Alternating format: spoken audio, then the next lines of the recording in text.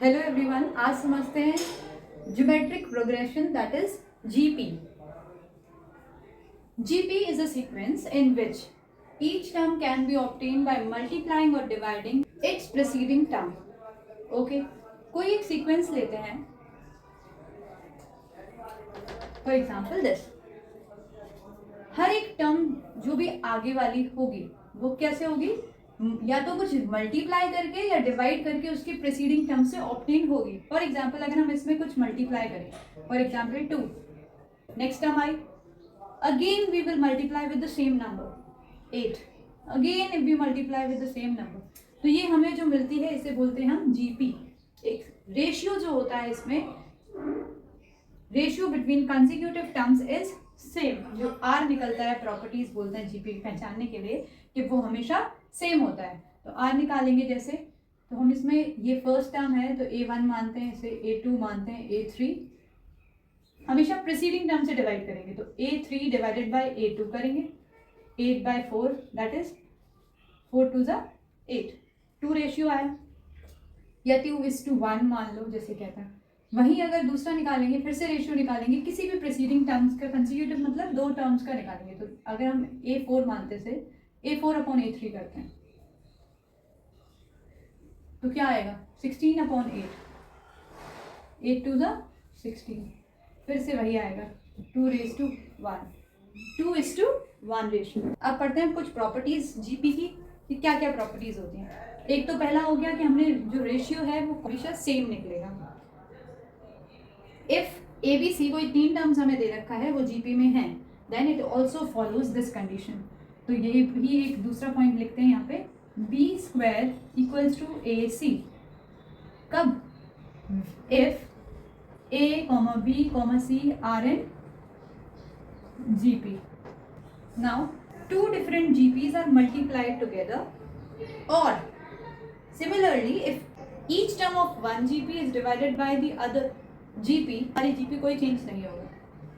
अब हमारे पास एक GP ये है, हम एक और लेते हैं, कोई कंसीडर करेंगे, मतलब हो जाएगा 3 2 ज़ा 6, 6 2 ज़ा 12, 12 2 ज़ा 24.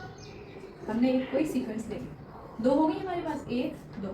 अब इनमें हम क्या करेंगे, उनकी करस्पॉन्डिंग टर्म्स को मल्टीप्लाई करेंगे पहले, तो दूसरे वाले में डिवाइड. पहले मल्टीप्लाई करके देखते हैं फिफ्थ वाला कि दो different terms of two different GP को मल्टीप्लाई करते हैं तो क्या वो जीपी में ही रहेगा. Yes it will.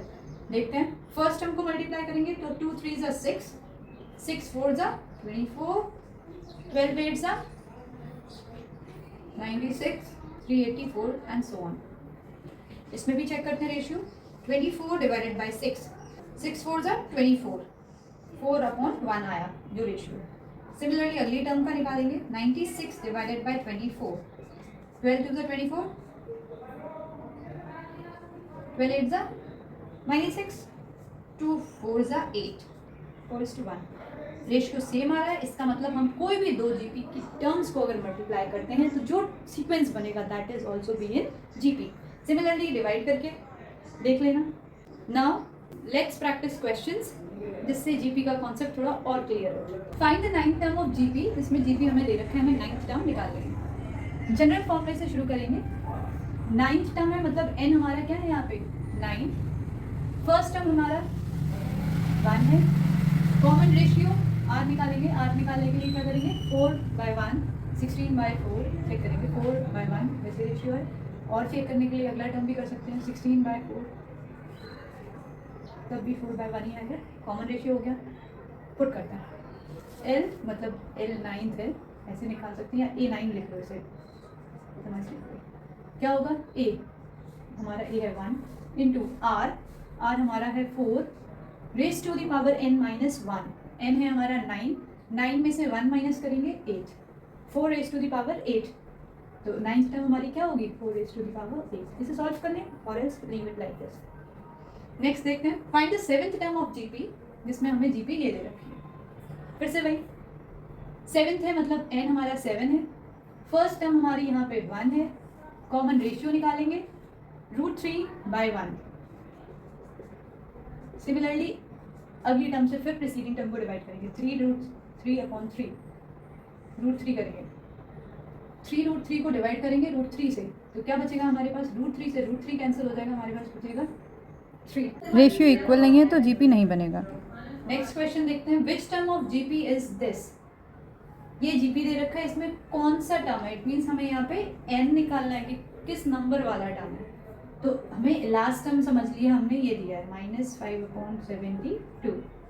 पुट करेंगे, फर्स्ट टर्म हमारी क्या होगी -10, रेशियो क्या होगा प्रीसीडिंग टर्म से, फिर से आर हम निकाल पाएंगे, 5/√3 को डिवाइड करेंगे किससे, -10 से, नीचे 1 मानेंगे और यहाँ माना, रेसिप्रोकल करेंगे तो क्या होगा 5√3 इंटू 1/10, माइनस तो रहेगा ही, 5 1 5 2 10, तो रेशियो हमारा क्या निकला -1/2√3। अगला टर्म भी देखते हैं एक और बार, अगर ऐसे डाउट हो तो अगली टर्म भी करके देखते हैं। -5/6 को डिवाइड करेंगे किससे, 5/√3 से, रेसिप्रोकल हो जाएगा,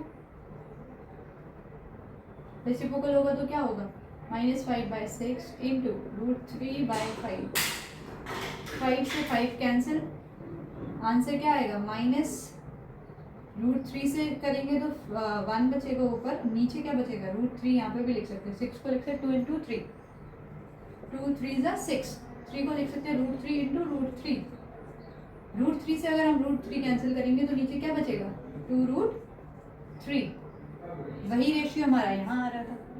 okay, this is equals to this -1/2√3 raise to the power n-1, n हमें निकालना है तो हम इसे n-1 ले लें।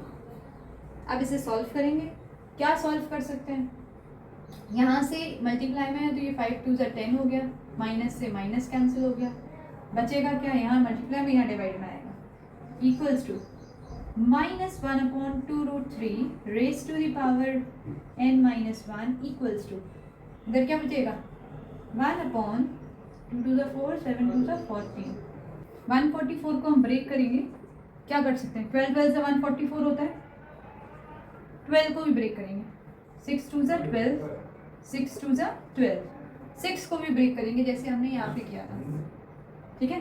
तो यहाँ लिखेंगे 6 को 2 इंटू √3 इंटू √3 इंटू, फिर से ये 2 हो जाएगा, 2 इंटू √3 इंटू √3, फिर 2 हो जाएगा, 1 2 3 4, 1 2 3 4 कर सकते हैं, हाँ है ना, 1/2√3 की पावर 4 लिख सकते हैं। तो ये हमने क्यों किया ऐसा, क्योंकि हमें ये कहीं ना कहीं बेस सेम करना है। फाइन, जब बेस सेम हो गया तो पावर इक्वेट कर देंगे हम लोग, n-1 equals to 4 where n equals to क्या हो जाएगा 5। जस्ट टू चेक, अगर आपको चेक करना है ये आंसर सही है कि नहीं है, मतलब ये पावर n है कि नहीं, तो हम यहाँ पे इसे चेक भी कर सकते हैं। n हमारे पास आ गया, हम l निकाल लेंगे कैसे, इसमें फर्स्ट टर्म हमारी क्या है -10 इंटू r क्या था हमारा, r हमारा आया था -1/2√3 whole raise to the power n-1, n था हमारा 5, -1 करेंगे तो कितना आएगा 4, सॉल्व करेंगे माइनस माइनस प्लस, अभी नहीं करके वैसे ही करते हैं सॉल्व, -10 इंटू 4 पावर, तो 2 2 4 4 2 8 8 2 16, 1/16 इंटू 3 3 9 हो जाएगा, कुछ कैंसिल आउट होगा तो 2 से करते हैं, 2 5 10 हो जाएगा, -5 अपॉन यहाँ 2 8 16, 9 8 72, the answer is same as it is जैसा हमने निकाला।